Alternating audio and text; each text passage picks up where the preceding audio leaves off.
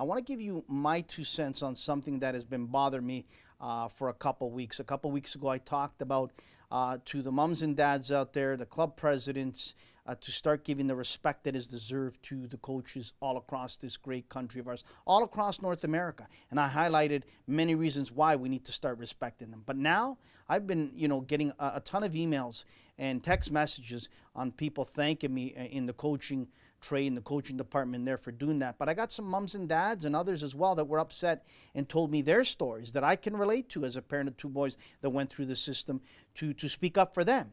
So guess what? That's what I'm going to do right now. So coaches out there, I've defended you. I've gone to bat for you. I've given you the credit where credit is due, and I stood up for you. But now I want you to listen to me.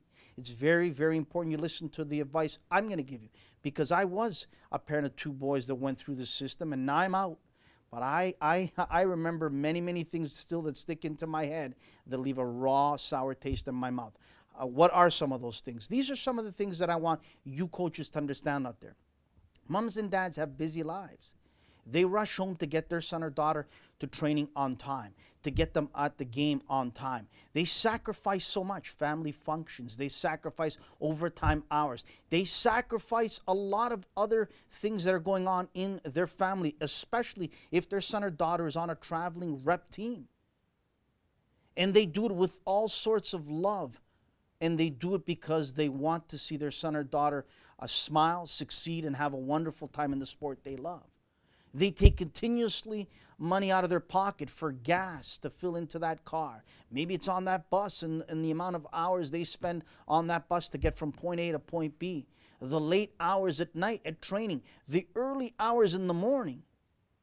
Everything in between, they do it because they want their son or daughter to be kept off the streets, away from trouble, but let them enjoy the sport that they love and possibly have an opportunity at a scholarship or just having fun, or maybe a dream that can play in Europe or in MLS. So coaches, relax.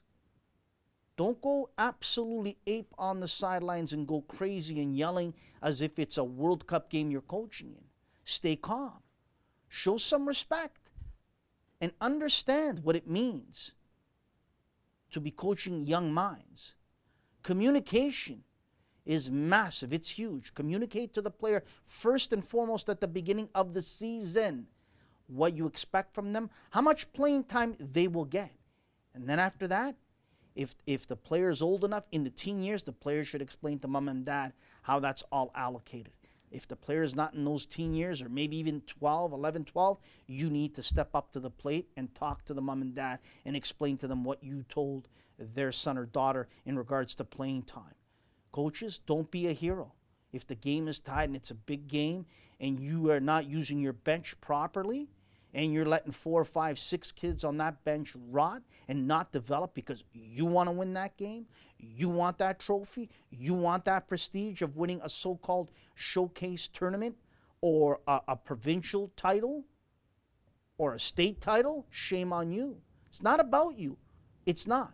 It's about the athlete. It's about the kids. And moms and dads are continuously on edge each and every time they come to training or games. They keep their mouth shut, they tell me, because they say, Anthony, and I was one of them for the first son of mine. I kept my mouth shut. The second one, I wasn't going to. They keep their mouth shut because if they do say something to the coaches, then guess what? They feel that they're going to be spotlighted. They feel that you're going to hurt their son or daughter and take away more playing time and more responsibility. And that's not the way they want to see things unfold. So smarten up, coaches out there. Start showing moms and dads some respect. Do not let some of your players travel here, there, and everywhere, all over the state or the province, and then you're barely going to play them. Have some understanding. These are young, impressionable minds. There's a lot that's going on in the home that you don't know about, but moms and dads are coming there. There's a lot that's going on at the workplace. How do you know what's going on maybe with other external family members that might be going through a tough time? But they're getting their kid on time at training. They're getting there at the game way in advance. They're doing everything you're asking, helping out with sponsorship, helping out with volunteering some of their time.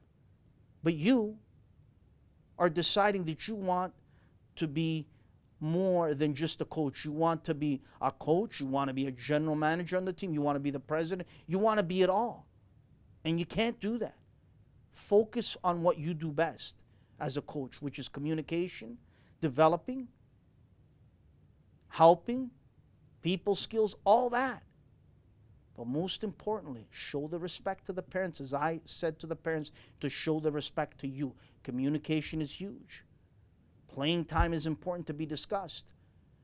Don't get sucked in, coaches, that if one parent brings in more sponsorship money than the others, that they get to play more, or they'll get more minutes. Or maybe they're one of the kids that aren't at that level and they're maybe not a starting player, but let's keep them on the team because dad's the sugar daddy on the team that can bring sponsorship, and we need that. Don't do that garbage. It's unacceptable. Don't do it. Don't. We know, coaches, how many sacrifices you make. I've said that.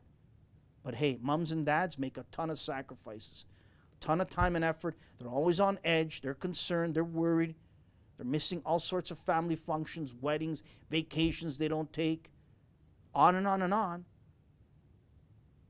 And you out there, some of you coaches, not all, think that you're, in a World Cup or a Euro. It doesn't work like that. It doesn't work like that at all.